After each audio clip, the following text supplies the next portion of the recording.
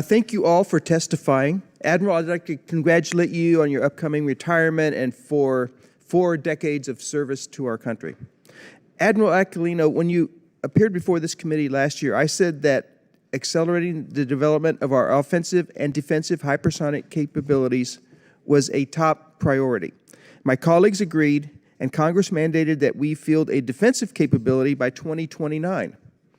Last year, the director of the Missile Defense Agency, Vice Admiral Hill, testified that pushing the fielding of the glide phase interceptor into the 2030s does not meet the threat.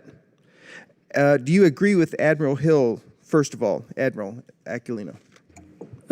Thanks, Congressman Lamborn. So from the Indo-PACOM position, right, I've articulated the requirement, and it's been consistent for 5 years, which is a 360-degree integrated air and missile defense capability for Guam that would protect our citizens and protect the forces that we need, and that includes ballistic, hypersonic, and cruise missile threats. So the requirement has remained consistent. The ask has been articulated in my last 3 reports and the 2 reports that Admiral Davidson submitted before me. This gets to my testimony, which is we must go faster. And I've articulated that needs to be in place by 2027.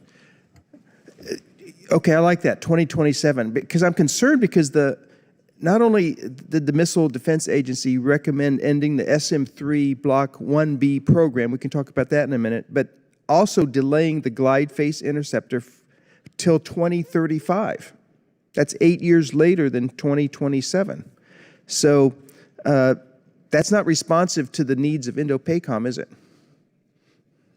Again, sir, I'm the guy who articulates the requirements, and I've said those have been said very clearly and consistently. Again, this goes to the fact that we all need to go faster. Okay, and are you also concerned about the recommendation in the fiscal year 25 budget request to terminate the primary sea-based missile defense interceptor in the fleet, the SM-3 Block 1B? For the requirements that I've set, Congressman, doesn't matter to me what provides it. If there are capabilities that deliver to provide those defense against cruise, ballistic, and hypersonic threats, I'm going to be okay. So I'll have to go back and look at that particular weapon and effector to see if it impacts what we need based on the requirements. I haven't heard that there's a concern at this point. Well, if you could get back to us on that, that would be very helpful. We also know, for instance, from Dr. McCormick testifying in front of a Strategic Forces Subcommittee hearing that China has the world's leading hypersonic arsenal, that we are falling behind China in that particular regard. Can you explain the value of having a conventional offensive hypersonic capability that Indo-PACOM could use? To execute the strategy and to deliver the deterrent effects we need, Congressman, it's combined through what we talk about as decision superiority. Again, the Chinese will continue to develop weapons that they believe have advantage and deliver vulnerabilities to the United States.